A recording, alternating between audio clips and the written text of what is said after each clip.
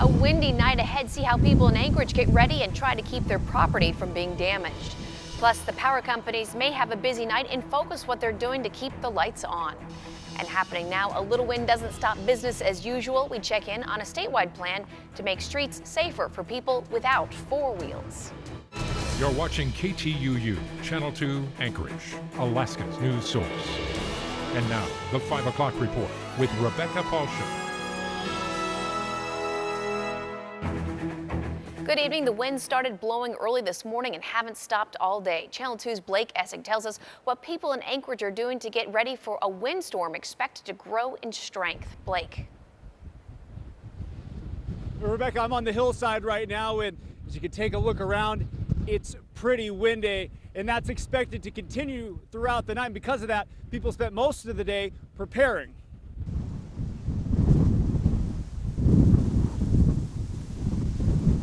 Around town, the wind hadn't picked up very strong, but we did see a few knocked over signs and down brush. But people at Lake Hood were making sure their planes didn't fly off. Aviation experts advise pilots to tie their planes down with at least 3 ropes, 1 on each wing, 1 on the tail, and an extra rope on the strut of each wing to give your plane the best chance at staying grounded. He says that at 30 miles per hour, the planes are really going to shake. When gusts reach 50 miles per hour, small airplanes try to get airborne. At 80 miles per hour, it's best your plane is inside a hangar. It gets much higher than that, gets into that gale force winds, and not much to hold your airplane, because it'll actually tear the wings off of them and stuff, break the spars. The wing folds up, they flip over, and that's it. Well, Blake, you spent part of the day on the hillside. Did you see any storm prep happening up there? Well, Rebecca, I tell you what, the winds were not blowing anything like they are right now when we were driving around here for about an hour and a half earlier this afternoon. And to our surprise, we really didn't see much going on as far as preparation goes. We did see a tree service company cutting limbs away from a power line, but really not much else. We kind of expected to see a lot more, but people getting off work, maybe now is the time to prepare, especially now that the winds are really starting to blow. Rebecca? Time to get to work, all right? Thanks a lot, Blake. And let's get the latest on the windstorm from Tracy in the Weather Center. Tracy. Well, Rebecca, we've been talking about it for a couple of days, and it is starting to appear. We are seeing those very strong winds up along the hillside. Let's go ahead and take a look at our Glen Alps camera up there. It has been rocking and rolling all afternoon from the Glen Alps camera. Now, to remind you what we're expecting for tonight, winds are expected to start up, even get stronger for that high wind warning that goes into effect at 7 o'clock tonight, continues until 4 o'clock tomorrow afternoon. That's for the upper hillside and areas along Turnagain Arm. Lower hillside, East Anchorage, Eagle River, under a high wind warning, goes into effect at 9 o'clock. Those areas are expected to see gusts 70 miles, but along the upper hillside could see gusts 85 to 100 miles per hour. And we're seeing some strong winds as well. 54 degrees, that is up at the Glen Alps area. Winds steady at 20 miles per hour, but they've seen gusts to 72 so far in that region. And in addition to all of this, we are looking to see not only those strong winds, but also some heavy rain coming through. And that is going to continue starting up tonight and for the next few days. I'll have that and more coming up in a few minutes. All right, thanks, Tracy. We'll check back in a little bit later in the newscast. With the winds gusting already, the city has several tips to prepare your home. Some of the things you can do: scoop up the leaves and debris to keep them from clogging gutters and storm drains, clear debris from your gutters and downspouts, put away your trash, your lawn furniture, and your decorations. Check your trees for cracked or lifted soil on the opposite side of a leaning tree, and look for cracks in the trunk or at the base of the tree limbs. Drive safely and slowly, and always stay clear of fallen power lines if you come across one. Inventory and create an emergency preparedness kit, and if you have pets, make sure you have a secure and safe area for them. And if you need to report an outage tonight, here are the numbers that you need to know. Matanuska Electric Association has a number for people in Eagle River and the Mat-Su Valley. Municipal Light and Power mostly has customers in Anchorage, so if you have an outage, call the Power Outage Hotline. And Chugach Electric Association has a number for people inside and outside of Anchorage. It also has a number to report dangerous trees. Those numbers are on your screen now. Coming up a little bit later in the newscast, we put the job of those utility crews in focus.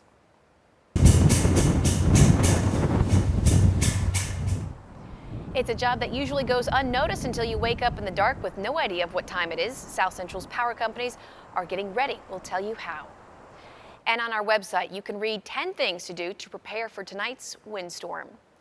While we already know that the PFD is going to be around $1,000 this year, there will be an announcement on the exact amount later this week. Now, since the governor is in Asia this week, his office says the amount of this year's dividend check will be revealed Friday morning on the governor's website. The first checks will be deposited October the 6th. And a follow-up tonight on a story we brought you yesterday. The state of Alaska is providing statistics on the number of deaths related to bacterial meningitis after a report of a case in KTUU. So far this year, there have been 3, all children under the age of 10. Channel 2's Mallory Peebles shares why the ages of the victims are so concerning. Mallory. Well, Rebecca, what's so concerning is that vaccines for meningitis aren't recommended until age 11. And again, all the deaths reported so far this year were children 10 years and younger. None of those victims had any connection to each other, according to an epidemiologist with the state of Alaska. She says the fatal cases happened in South Central, Southwest, and northern regions of the state. The department says to protect patient privacy, it cannot give out city names. The state is still not confirming whether the most recent case of bacterial meningitis resulted in a death. A child from KTUU contracted the often deadly bacterial strain of the disease. Notifications about the reportable disease were sent to the city and staff and parents from the child's school, but the state says only those in the closest contact with the person infected will be at risk. People who are defined as, sharing eating utensils or kissing or having very close contact, and so for those people, we get them antibiotics. But for the people at large, for people who aren't having that level of close contact, they're not at increased risk. So, Mallory, what should parents who have children under 10 do to protect their children from getting the infection? Well, it almost sounds too simple, but the state says good hygiene. That's key. Washing hands, not sharing silverware or drinks, and make sure your children are up to date on other vaccines so their immune system isn't compromised. Good advice. Thanks a lot, Mallory. A national study released today shows Alaska ranks #1 when it comes to women being murdered by men. A study by the Violence Policy Center looks at the data from 2014 by the Federal Bureau of Investigation. As Channel 2's Samantha Guyek tells us, it's the 5th time Alaska has ranked first since 2002. Rebecca, this is a study that's taken place for nearly 20 years, looking closely at the circumstances in which women are killed by men. It's also the 4th year in a row Alaska has ranked in the top 5 states for women being murdered by men. Now, this was the scene from a murder case in 2014 in which police say a 19-year-old woman was killed by her boyfriend in Eagle River. The Violence Policy Center says in 91% of homicides from 2014, as reported by the FBI, the victims were killed by men they knew, and 40% were killed by intimate partners. I think our goal right now for Alaska is for people to pay attention that you do have a problem when you keep, being #1. And I would also point out that your rate for this year, which is a little over 3 per 100,000, is almost 3 times the national average. Alaska also ranked #1 in the rate of women killed by men in years 2002, 2003, 2004, and 2012, in addition to this year. Rebecca? Very sad. Thanks a lot, Samantha. When we come back, power companies get ready. A focus on what they're doing to keep the lights on during a storm they can't control. And an early morning disturbance that started out with a report of a woman swinging swords near a school will tell you what it actually turned out to be. Meager gains on Wall Street break a 2-day losing streak. Here's a look at the closing numbers.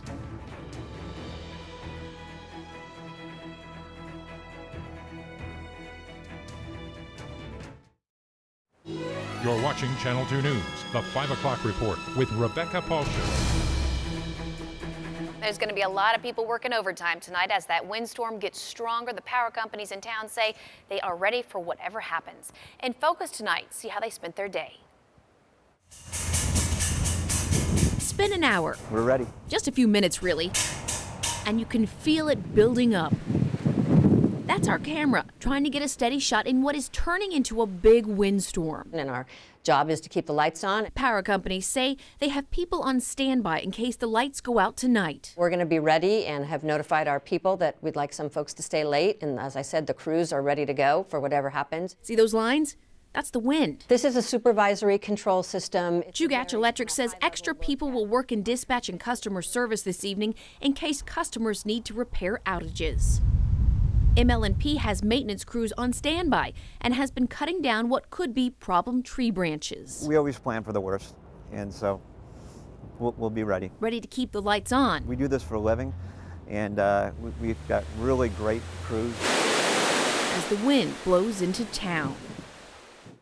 Both companies say if you see fallen power lines, don't touch them. Call to report the problem. Well, even as the wind picked up this morning, there was a disturbance involving more than trees in South Anchorage. It started out as a report of a woman swinging swords. It ended when a search uncovered something different. At around 6:30 this morning, Anchorage police say neighbors reported a woman near Arlene Street carrying what appears to have been large knives or swords, yelling at people passing by. The main concern was that it happened near Diamond High School when students would be heading to school. It turns out the woman was actually carrying pipes. She was found after a search in the woods in the Northwood area by Arlene and Opal. We negotiated with her for a long time. It was apparent that negotiations were failing, and she wasn't going to comply and put the objects down, and she wasn't going to come out of the woods and talk to us. We were forced to deploy less lethal tactics, and she was taken into custody without any further incident and no injuries. According to police, the woman was talking to herself and appeared to have some mental health issues or was under the influence. She has been taken to the hospital for an evaluation. At the last report, she had not been charged with a crime. In court today was a man accused of 2 armed robberies last week. Police say 39-year-old John Moore faces several charges. He's accused of stealing hundreds of dollars worth of meat from the Northway Mall Car Safeway store on Thursday. Friday, police say he concealed merchandise, mostly clothes, at JCPenney and left without paying. Now, during both robberies, police say he brandished a gun when confronted by employees. Police spotted him Saturday wearing the same distinctive hat described in both robberies and arrested him. He was found to be carrying a BB gun that looked like a real firearm. Well, we've been talking about it a lot, that storm moving through South Central. Tracy's in the Weather Center with the latest. Well, Rebecca, the high winds are already moving through the upper hillside. I'll have the details on what we can expect overnight. That's after the break. Now, Channel 2 weather with meteorologist Tracy Sinclair. Good evening. Well, we've got some pretty fast-moving clouds out there. They weren't really going this fast. This is time-lapsed. But it was a very busy day. A lot of high winds around the Anchorage area. Here's what's going on. We've been talking about it for a couple of days. We do have that high wind warning in place. Higher elevations and Turnagain Arm, those will be the strongest winds, 85 to 100 miles per hour possible. We are seeing some pretty steady winds out there, about 50 miles per hour in some of the areas. And for the lower elevations, East Anchorage, Eagle River, lower hillside, looking at some winds out of the southeast, 30 to 50 miles per hour, gusts to 70 miles per hour. Good chance when you get home, tie your lawn chairs down, get everything moved in, because we're not only dealing with high winds, we're starting to deal with this rain, and this is why it's this tropical moisture just being drawn right into the southwest and south central areas of the state. We are expecting to see, in some cases, some heavy rain moving through. Mostly it'll be around Prince William Sound for the Anchorage area. We're not quite expecting heavy amounts of rain, but it is going to start up tonight, and it's going to stick around for a couple of days. Our forecast for the next several days around South Central, when you see this red and those orange colors, they're looking at 4 to 7 inches of rain. For the Anchorage area, we're about a half an inch to an inch of rain over the next 48 hours for most of mainland areas around Anchorage. Over the next few days, though, it is going to be stormy pretty much throughout the South Central region. We've got that rain moving through Seward, Valdez, Cordova. We've also got a high wind warning in the Cordova area. And for Seward, small stream flood advisory. This is that region that's going to see that heavy rain coming through, looking at 4 to 7 inches in some parts of the area. Seward expecting to see 4 to 6 inches by about 10 tomorrow morning. So very heavy rain. Likely to see some rain, not quite as heavy, in the Palmer and Wasilla area. Onto the Kenai Peninsula, also expected to see that rain. Soldotna, a little heavier rain moving through. High temperatures tomorrow into the mid-50s. Mid-50s for Wasilla and Palmer as well. And Palmer, not under advisory status, but some locations in the Palmer area expecting to see some strong winds tomorrow as well. Winds to about 65 miles per hour. Also a bit windy in Wasilla, though not quite as strong, only gusting to about 40 miles per hour. Well, for the Anchorage area, this is our stormy night into tomorrow. We are looking for that rain to come through tonight. It will stick around for Wednesday and Thursday. Thursday is the first day of fall. It's definitely going to feel like we're making a change in the weather. These winds winds are expected to end early tomorrow afternoon. They'll start to die down rapidly. Friday, we get kind of a pause between systems, and then Saturday, we are likely to see some rain once again. But we do see a bit of sunshine coming through. By the time we hit Monday into Tuesday, Monday night into Tuesday, we're looking for that sunshine to appear. But temperatures throughout the week are going to stay in the mid to low 50s. Overnight lows into the mid 40s mainly, but see what happens on Monday night. We're into the 30s for our overnight lows. It's going to feel a little bit chilly. Well, quick look outside at our upper camera over at Glen Alps. Still breezy out there, sustained winds of 23 miles per hour, but wind gusts, our highest gust that we've seen this afternoon, 72 miles per hour, and that high wind warning doesn't go into effect until 7 o'clock tonight. We're looking at cloudy skies, haven't quite seen the rain yet, but Rebecca, it is headed our direction. It's going to be a breezy night. People need to, just take it slow and be cautious. I was thinking I need to go home and clean up some stuff before I checked all the batteries in my flashlights today. Only one worked. So I had to deal with that and make sure your phone's charged because we use our phones too much. And you have a story on our website that's a great story for all the stuff that you need for the storm tonight. Yeah, good. For me, they were practical solutions of what I would need for a storm. Great. All right, thanks a lot, Tracy. Coming up next, we look at a statewide plan to improve safety on Alaska's roads. What are some of the biggest speed bumps to overcome? With the wind whipping up, it's a tough day to be out on your bike or walking, but those on two wheels still need to get around safely. Happening right now is a public meeting on the statewide bike and pedestrian plan. It's going on at East High School until 7 o'clock tonight. We go there live now to talk with one of the project managers, Stuart Osgood. And Stuart, tell us about the statewide plan and what people can expect to find out tonight. Sure. Well, our plan currently that's in place is over 20 years old, and so DOT has taken some Federal Highway Administration money and put it into updating that plan to establish new policies that will guide the design and the development and construction of new facilities in the future so that they better serve pedestrians and bicyclists. You talk about a statewide plan. How can you compare pedestrian plans in Anchorage to ones maybe in Nikiski or Kenai? Yeah, that is the challenge we often face in Alaska, correct? We have widely varying urban and rural environments, but we're going to be going out to hub communities and to small villages to collect information to try to solve all the problems of Alaskans, whether you live in Norvik or you live in Palmer or Anchorage. I'm sure you've probably talked to some of the people already beforehand. What are some of the maybe earlier suggestions that you've been hearing? Yeah, through our website, we've heard a lot about snow removal. We've heard a lot about maintaining our trails and what we build as opposed to just building new things. We've heard a lot about lighting and general safety on trails. And really just generally making it a more comfortable space in the right-of-way for people who don't have a motorized vehicle, who are walking or who are cycling. Do you find that we're becoming more of a bicycle state? You point to other cities and other states, and they're very pedestrian friendly or biker friendly. Are we going that route as well?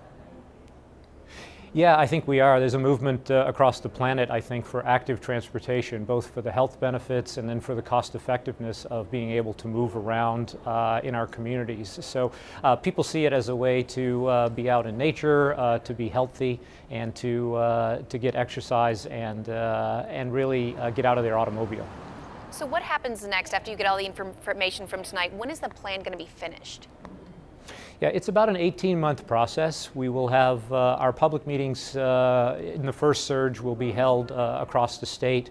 We'll then take that information and go back and do some inventories, and we'll come back in about 9 months and talk to the community again about some of the things we've heard and the progress on our plan. And then we'll be wrapping up about 18 months from the present with the plan that will be in place for the next 10 to 15 years. All right, Stuart Osgood, thank you so much for joining us. As we said, the public meeting on the pedestrian and bike safety plan is at East High School in the Commons, and it goes until 7 o'clock tonight.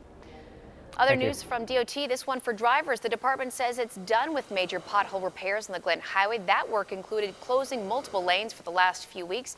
DOT says there will still be some smaller repairs, and they will let drivers know when that will happen. Still ahead, we check back in with Blake Essig reporting on the hillside. This is a live look happening right now, and Tracy will give us an update on tonight's storm. Let's go back to our top story with Blake Essig, who is live in the hillside as we get closer to the start of that high wind warning later tonight. Blake. Yeah, Rebecca, you know, that high wind warning really comes into effect around 7. But I will tell you, the wind is already here. It's really been gusting up here at the Glen Alps lower parking lot. About 65-mile-an-hour gusts. Kind of died down right now, but really has been constant the entire time that we've been here, the last about 45 minutes, and has been continuing to get stronger and stronger as we've been here. And again, that's going to continue through the night and into the early morning hours until tomorrow afternoon. So again, high wind gusts. Definitely want to keep that in mind as far as preparation goes. Rebecca? All right, thanks a lot, Blake. And one more time, let's toss things over to Tracy with an update for what we can expect for tonight. Tracy. Well, Rebecca, we've been talking about it. We are going to see those high winds kick in even higher. This is what it looks like from our camera near Glen Alps. We are expecting to see some very strong winds gusting 85 to 100 miles per hour, steady winds about 50 to 65 miles per hour for the upper hillside and along Turnagain Arm. East Anchorage, lower hillside, Eagle River. About 9 o'clock tonight, those winds will continue to pick up. We'll see gusts to 70 miles per hour. And a current look out there, 55 degrees, winds out of the southeast to 20 miles per hour. Rebecca, quick tip to keep those glow sticks so they last longer: store them in your freezer. Nice. All right. They'll Thanks last a for lot. days.